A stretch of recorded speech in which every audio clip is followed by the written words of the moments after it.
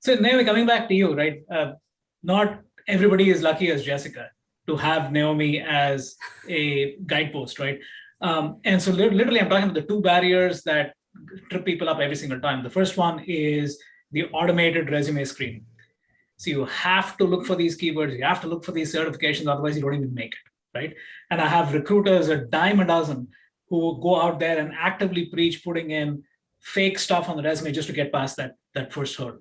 Yeah. Second is the hiring manager bias, right? And conscious and unconscious bias, right? So again, I'm putting you on the spot. So I know you keep pushing your peers to break their mindsets. And how do organizations change through these two first roadblocks? Yeah, there's some very practical things you can do to try to uncover or remove the bias that you might have. So one thing that I do is I take out names from resumes and cover letters and projects whenever they're submitted.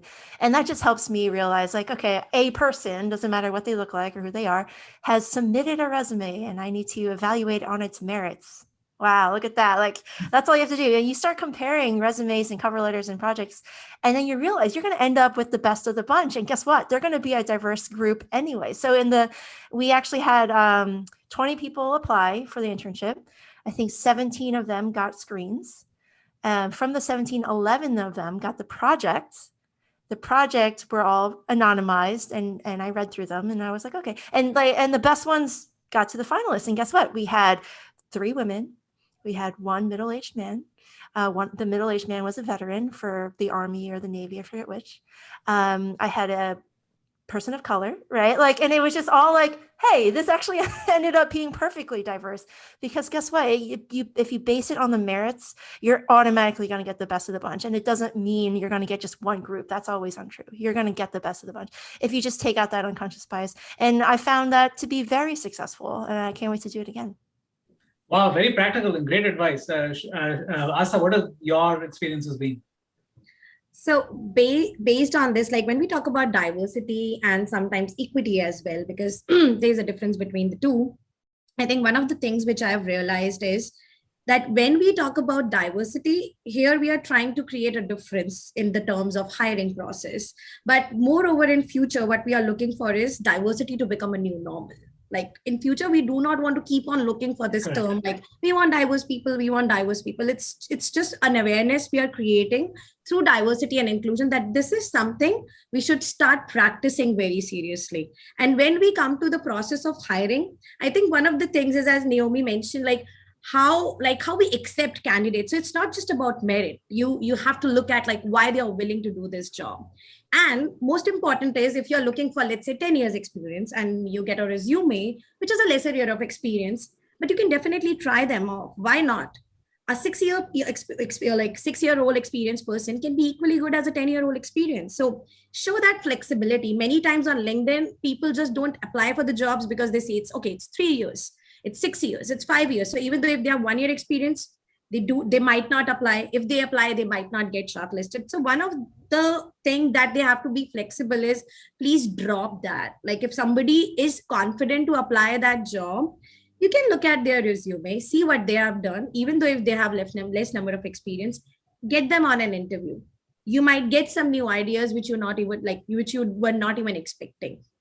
And ultimately, I think one of the gaps which I look forward to in the next 5 years is that we are not talking about diversity. We have that in us normally, because unless we bridge that gap, nobody is going to get so much confident, and like we'll be stuck in this process of diversity and inclusion only. So it's more about equity, like getting more people.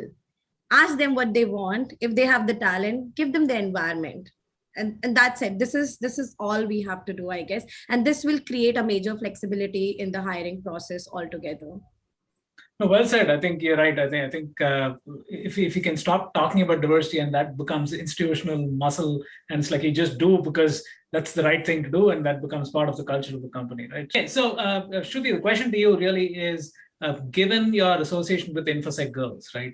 Again, what are some of their experiences been that they have seen about being able to get through the hiring process and get through the resume screening process, and what has worked, what hasn't worked? And going back to what Aastha and Naomi talked about over here, which is, have you seen a shift happening, or is it still trying to kind of trying to kind of match the huge asks that some of these recruiters put out there?